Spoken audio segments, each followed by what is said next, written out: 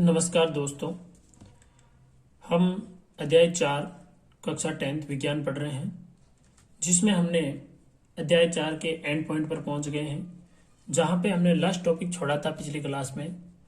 वो था असावधानियों से होने वाले रोग, और असावधानियों से होने वाले रोग ने हमने HIV-1, HIV-2, HTLV-1, HTLV-2, hepatitis B और सी, जैकब रोग और क्रूएज-फेल्ड्स रोग के बारे में पढ़ा था। इसी चैप्टर को आगे बढ़ाते हुए आगे की ओर अपन देखते हैं। अगला जो टॉपिक हम पढ़ने वाले हैं वो टॉपिक है रुधिर वर्ग का आनुवांशिक महत्व। यानी जो ब्लड ग्रुप हमने कार्ल लैंडिस ने 4 प्रकार के ब्लड ग्रुप के बारे में बताया था, blood group A, blood group B, blood group AB और ब्लड ग्रुप O। इन 4 ब्लड ग्रुप का आनुवांशिक रूप से क्या महत्व है। आनुवांशिक रूप से मतलब हुआ एक पीढ़ी से दूसरी पीढ़ी में, या फिर माता पिता से लड़के में, बालक में, बालिका में, उनमें क्या ब्लड ग्रुप का किस प्रकार रिलेशन होता है, किस प्रकार ब्लड ग्रुप बनते हैं, उस आधार पर भी देखेंगे। तो हमने सबसे पहले रुधिर वर्ग के आनुवांशिक महत्व में हमें यह पढ़ना पड़ेगा कि हमने जो जीन प्रारूप देखे थे वो कौन कौन से थे। तो हमने जीन प्रारूप में देखा था मुख्य रूप से 3 जीन विकल्पी होते हैं। मुख्य जीन विकल्पी जो है वो 3 है। पहला हमने देखा था IA, IB और स्मॉल i।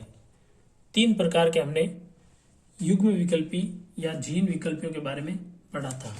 अब इन जीन विकल्पियों से ही ब्लड ग्रुप का निर्माण होता है, जिसमें हमने देखा था ब्लड ग्रुप ए जो है, ब्लड ग्रुप ए जो है उसके अंदर IA या IA स्मॉल i ये जीन प्रारूप होगा। ब्लड ग्रुप बी की बात करें, इसमें IB या IBI होगा। ब्लड ग्रुप AB की बात करें,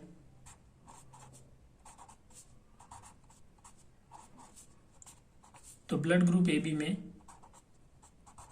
IA, IB। और ब्लड ग्रुप O की बात करें,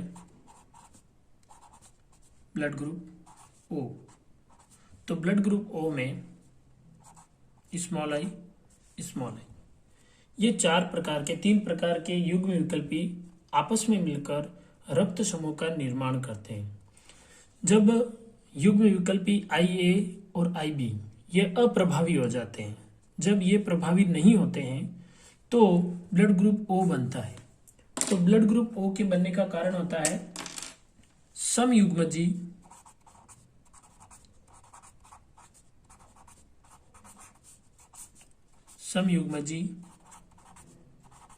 अप्रभावी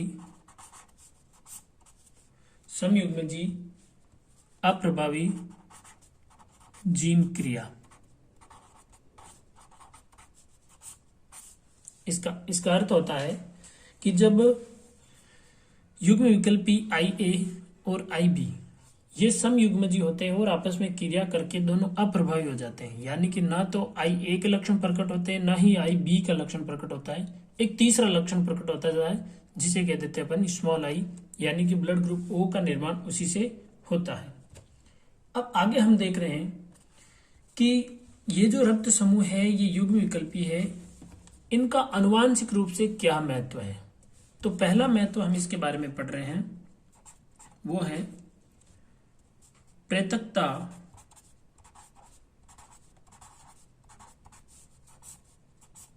संबंधी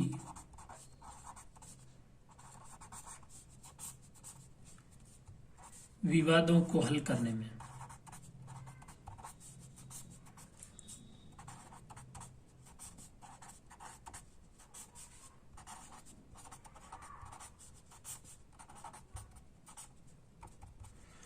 प्रैक्टिकता संबंधी विवादों को हल करने में इसका तात्पर्य ये हुआ कि यदि कोई लड़का है या शिशु है, उस पर दो दंपति अधिकार जताते हो।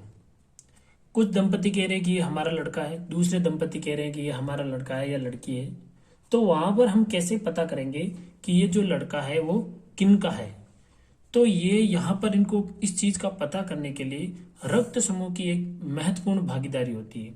हमारा रक्त समूह और हमारे पेरेंट्स का जो रक्त समूह है, उनकी आपस में क्रिया करने से जो रक्त समूह संभावित बनेंगे, वो ही रक्त समूह हमारे अंदर हो सकते हैं। किसी भी प्रकार का नया रक्त समूह नहीं बन सकता।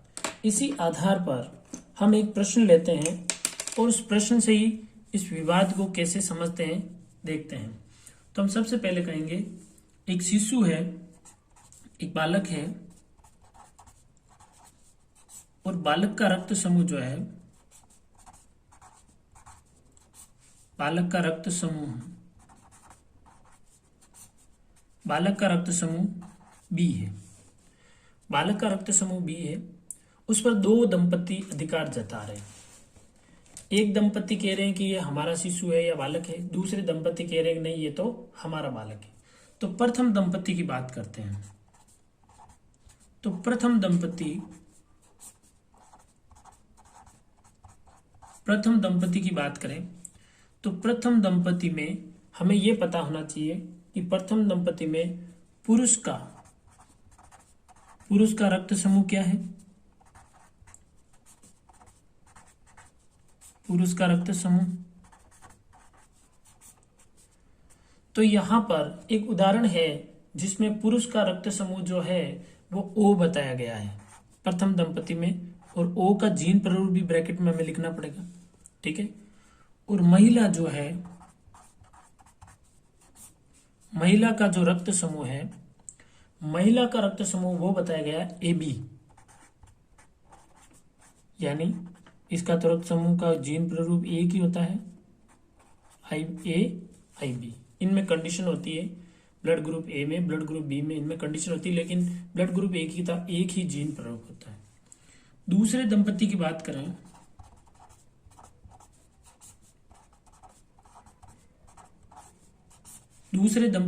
करें तो पुरुष का रक्त समूह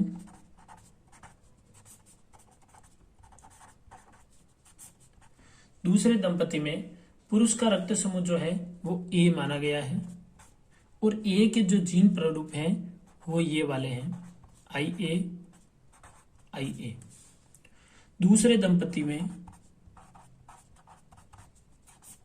महिला का जो रक्त समूह माना गया है वो B माना गया है, और B का जो जीन प्रारूप है वो IBI माना गया। दोस्तों, अब हमें ये पता करना है कि जो ब्लड ग्रुप B वाला शिशु है, जो लड़का है, बालक है, वो किसका है? प्रथम दंपति का है या दूसरे दंपति का है? तो प्रश्न ये है हमारा, बालक के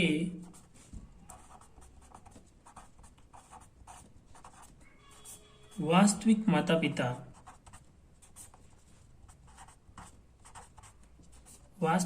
पिता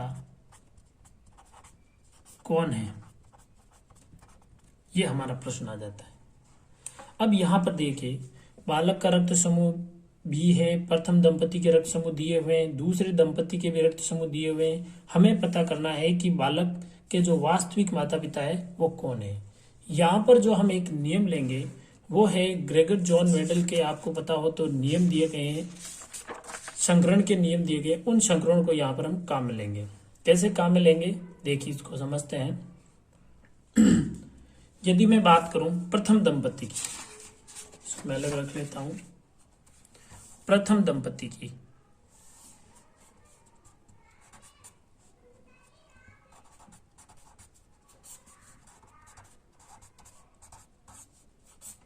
यहां पर मैं प्रथम दंपति की बात कर रहा हूं, और प्रथम दंपति में जो पुरुष है, इधर लिखेंगे पुरुष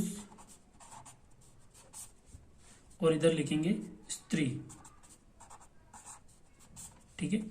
जो पुरुष है उसका रक्त समूह जो है वो O है प्रथम दंपति में। ये देखिए प्रथम दंपति में पुरुष का रक्त समूह O है और स्त्री का रक्त समूह AB है, तो हम इनका रक्त समूह लिखेंगे AB। ठीक है, इन्हीं के नीचे इनके जीन प्रारूप लिखेंगे। तो इसके जीन प्रारूप है वो स्मॉल आई है, और AB के जो जीन प्रारूप है वो है IA IB।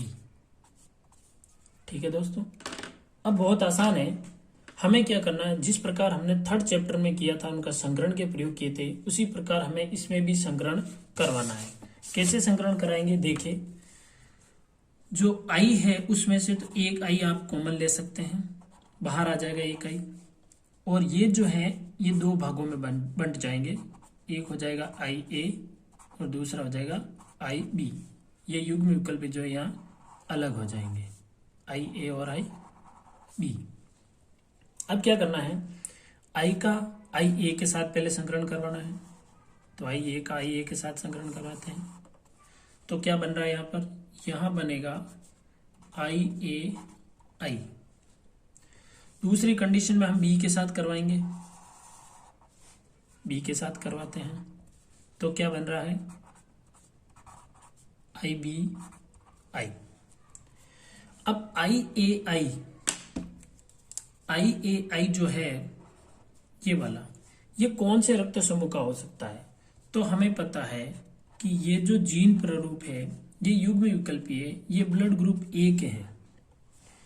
I B I जो है ये कौन से ब्लड ग्रुप के हैं, ये ब्लड ग्रुप बी के हैं। तो हमने दोनों प्रथम दंपति के लिए पुरुष और स्त्री किस प्रकार की संतान उत्पन्न कर सकती है, एक तो ब्लड ग्रुप ए वाली कर सकती है, एक ब्लड ग्रुप बी वाली संतान उत्पन्न कर सकती है, इनके अलावा अन्य प्रकार की संतान उत्पन्न नहीं कर सकती।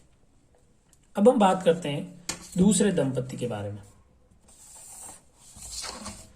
दूसरे दंपति की बात करें,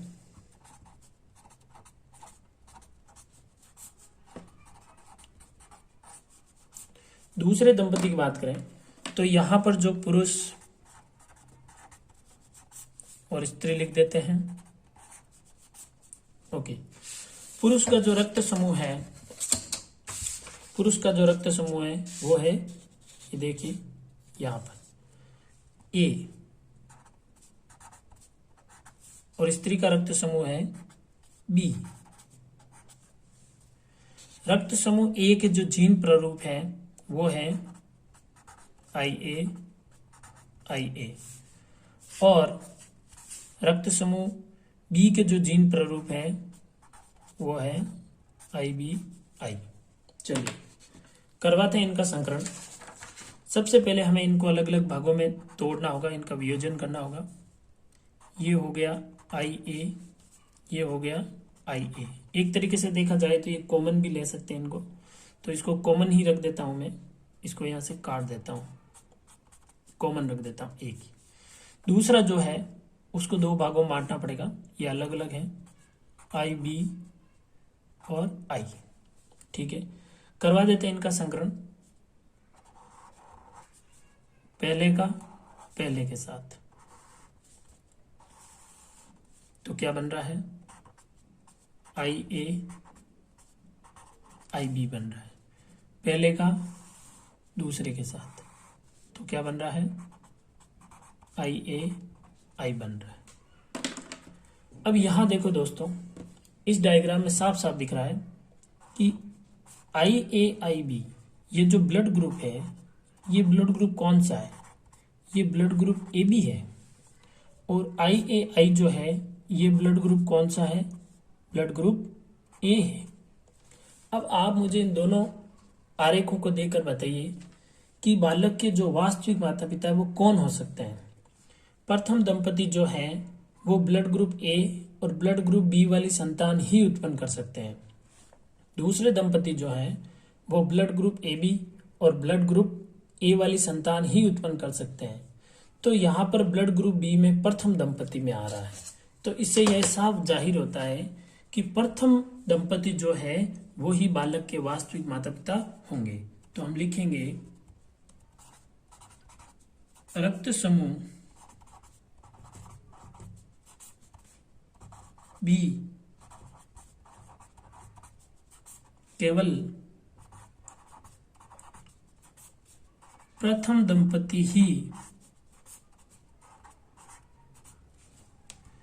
रक्त समूह बी केवल प्रथम दंपति ही उत्पन्न कर सकते हैं।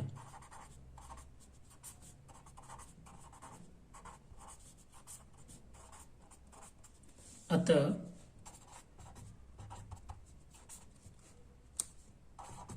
बालक के वास्तविक माता पिता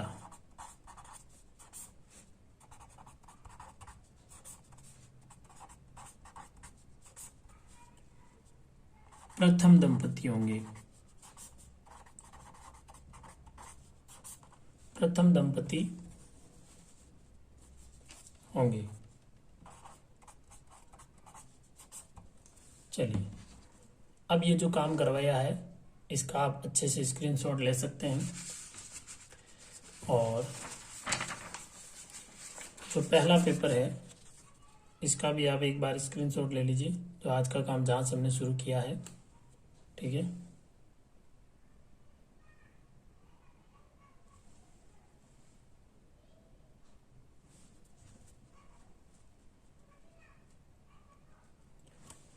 चलिए, तो हमने यहाँ तक काम कर लिया है। हमने यहाँ तक बता दिया है कि जो बालक ब्लड ग्रुप बी वाला है उसके वास्तविक माता पिता कौन होंगे। ये काम होने के बाद में हम अगला काम लेते हैं। अगला हमारा जो टॉपिक है वो रहेगा अंगदान व दहदान। अगले टॉपिक की बात कर रहे हैं।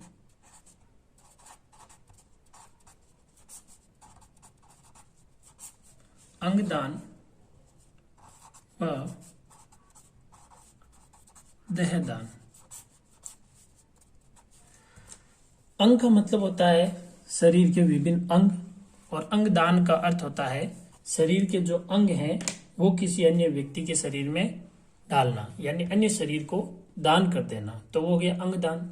दहदान का अर्थ हुआ कि जो शरीर है पूरे शरीर को ही दान कर देना, वो कहलाएगा दहदान।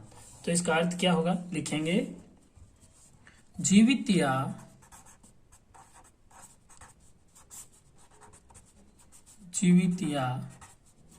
मृत व्यक्ति द्वारा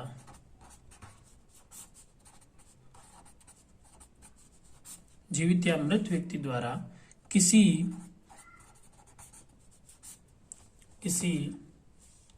अन्य व्यक्ति को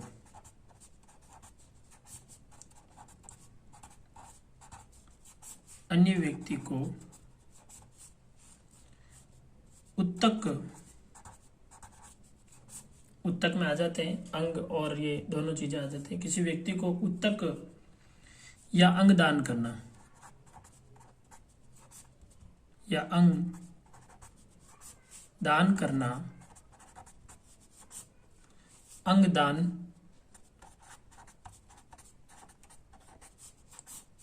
या दहदान कहलाता है।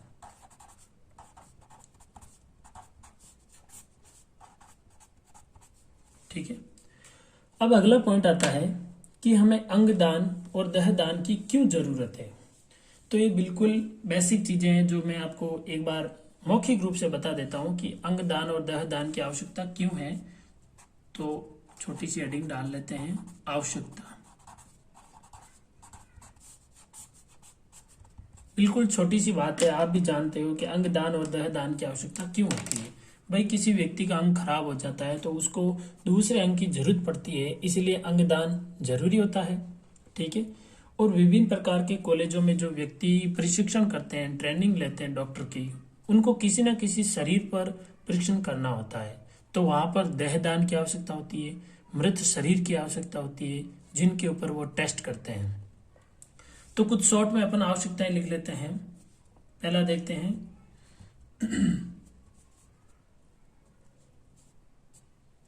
दिमागी रूप से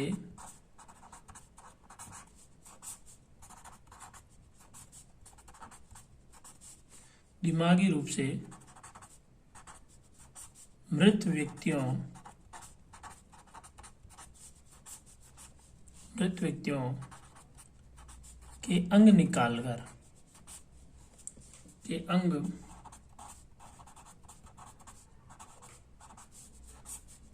अंग निकालकर जरूरतमंद लोगों की मदद करना।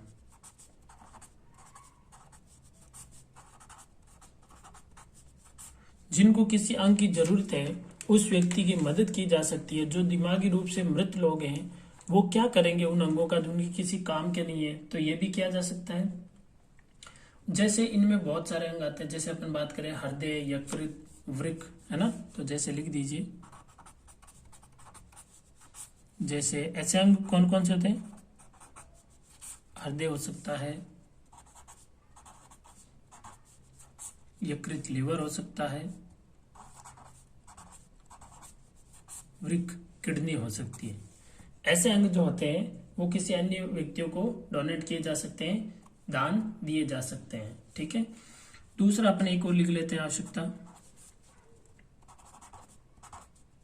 मृत शरीर पर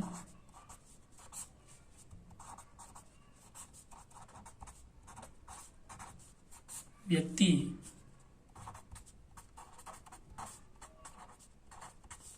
प्रशिक्षण प्राप्त कर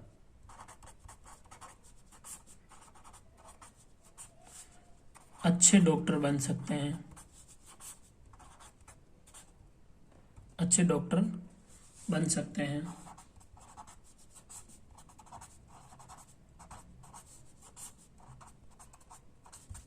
ठीक है भाई, तो इस प्रकार जो देह दान है वो अंगदान इसलिए जरूरी है क्योंकि देह दान कोई व्यक्ति करेगा मृत शरीर, तो वो हॉस्पिटल में वहां पर जो ट्रेनिंग ले रहे हैं, जो स्टूडेंट्स हैं जो ट्रेनिंग ले रहे हैं, उन ट्रेनिंग करने वालों के लिए बहुत ही फायदेमंद होगा, अच्छे से ट्रेनिंग कर पाएंगे।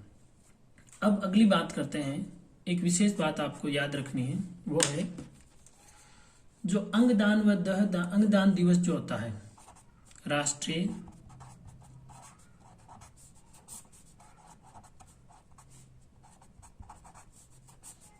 अंगदान दिवस जो है वो कब मनाया जाता है, 13 अगस्त को। तो राष्ट्रीय अंगदान दिवस 13 अगस्त को मनाया जाता है, यह बात भी आपको ध्यान रखनी है। अब बात करते हैं प्रमुख अंगदानी और देहदानी। प्रमुख अंगदानी व देहदानी। प्रमुख अंगदानी और देहदानी, इनमें कौन कौन से व्यक्ति आते हैं जिन्होंने अपने शरीर के प्रमुख अंग भी डोनेट किए हैं, किसी ने शरीर भी डोनेट किया है। तो सबसे पहले बात करते हैं कैप्टन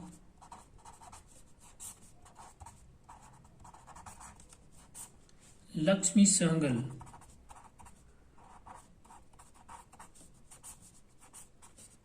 कैप्टन लक्ष्मी सहगल है, उन्होंने अपना कोर्निया दान किया था।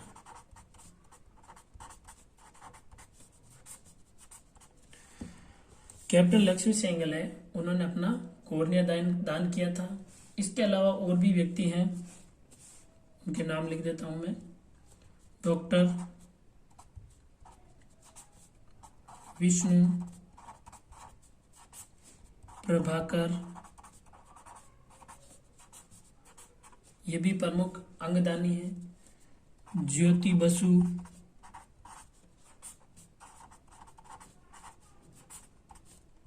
ये भी अंगदानी देहदानी है। और नाना देशमुख,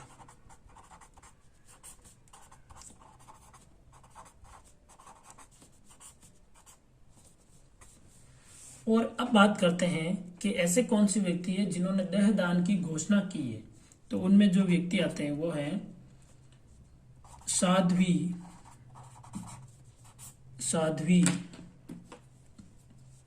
रितंबरा,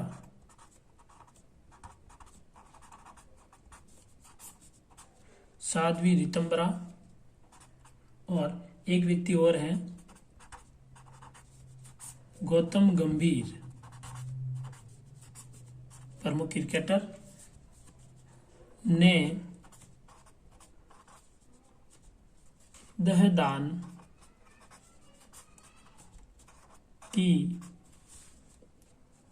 की घोषणा की। ये ऐसे व्यक्ति हैं जिन्होंने देहदान की घोषणा की। आप अच्छे से इस काम का भी स्क्रीनशॉट ले लीजिए। यहां पर आपको विशेष बात ध्यान रखनी है। पहली बात तो ये ध्यान रखनी है कि 13 अगस्त जो है वो किस रूप में मनाया जाता है, राष्ट्रीय अंगदान दिवस के रूप में मनाया जाता है। और दो व्यक्ति हैं, एक साध्वी रितंबरा और दूसरे गौतम गंभीर। ये ऐसे व्यक्ति हैं जिन्होंने मृत्यु पश्चात अपने शरीर का देह दान करने की घोषणा की है। हालांकि जब भी इनकी किसी कारण से ऐसा हो भी जाए तो ये अपने शरीर को जो है हॉस्पिटल में या कहीं पर भी जहां इनको डोनेट करते हैं शरीर को, वो क्या करेंगे, वहां दान कर देंगे। इसी प्रकार ये जो चैप्टर नंबर अध्याय नंबर 4 था बच्चों, विद्यार्थियों, ये अध्याय नंबर 4 जो है ये कंप्लीट हो गया है। यहाँ पर अध्याय नंबर 4 जो है वो पूरा होता है। ठीक है, अब अगला जो अध्याय होगा वो हम नेक्स्ट क्लास में देखेंगे। तब तक के लिए अच्छे से पढ़िए, याद करिए, इनको नोट्स को अच्छे से कॉपी में उतारिए और अपने भाई बहन जो 10th क्लास में पढ़ते हैं उनको भी भेजिए, उनको भी बताइए, इनको सिखाइए। ठीक है बच्चों, चलिए चलते हैं, अगले वीडियो में मिलते हैं। तब तक के लिए जय हिंद, जय भारत।